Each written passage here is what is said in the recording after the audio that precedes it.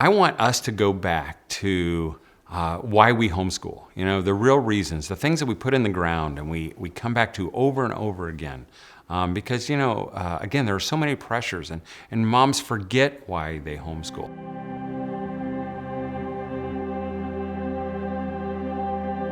So one of the things that I talk about wherever I go are just 4 simple truths.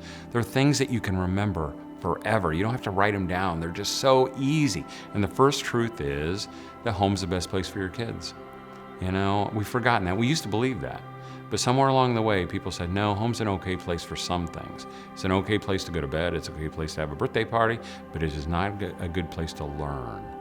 I was a pastor for 10 years. I've been doing this for almost 20 years.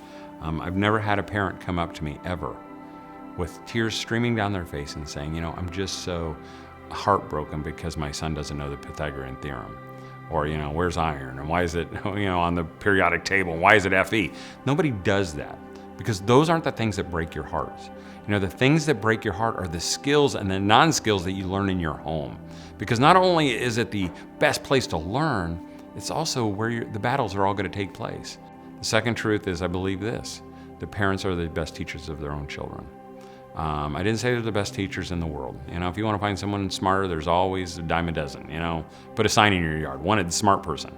But if you want to find someone better, there is no one than you, Mom.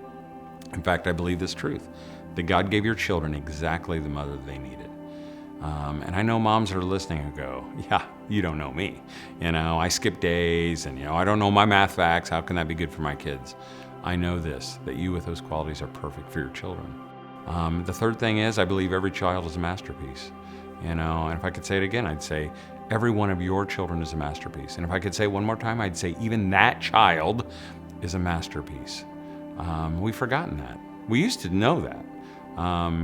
You'd have all these kids and we'd say, hey, this kid's good with his hands, so we're gonna make him a carpenter. This kid's good with animals, he's a shepherd. This kid's good with, numbers, he's a mathematician or whatever. But somewhere along the way, I think it was at that same time where all the kids started going to that building, they said, no, we can't say every child is a masterpiece. We need some standards. And we need to measure the kids according to standards. And if they do really good, we'll give them an A. If they do less, we'll be average C. And if they're below that, we'll give them an F for being a failure. It's frustrating to moms. They're like, why can't you get this? But what's really concerning to me is that some of our children would feel, even though they might not be able to verbalize it, they would say this, Mom would like me better if I just got it. The fourth one is we believe that relationships matter more than anything else. But we forget that. Because sometimes, homeschooling moms, they open their curriculum and they just plow through the day. There's carnage everywhere, crying from them and kids. And they get to the end and they go, oh, we got it done. We got it done, but we miss the stuff that matters. Relationship matters more than anything else.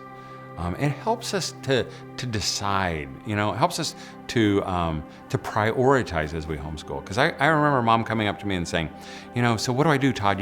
Every day when we get to about 10:30, I get to math and, my son, he starts to get frustrated and I get frustrated. I'm yelling and he's yelling, everybody's crying and yelling.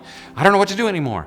And I said, well, have you tried different? Oh yeah, we tried everything. I get up in the morning, I have my quiet time. This is the day that the Lord has made. I'm in the groove, I'm in the spirit. And then everything goes good until we get to 10:30 and we get to math and it all falls apart again. He's crying, I'm yelling, and everybody's yelling and crying. She goes, what do I do? I said, well, that's not too hard. And she goes, what? She was like, I know she was wanting me to give her like the silver bullet. And I said, well, just don't do math anymore. And she looked at me like I had spoken the unpardonable sin. She said, you've got to be kidding me. And I said, I'm dead serious. I said, what's more important, the relationship with your child or math? And Mom, I'm asking you right now to answer that out loud. Because a lot of moms struggle with that. Because if you're leaning towards the math part, you're wrong. The important part is the relationship. So what I said is, what I would do? I just step out of math for a little bit. And play some games like Yahtzee. That's kind of like math. You trick them. And, or not even do that. And then I would ease back into it. But again, some of us just push.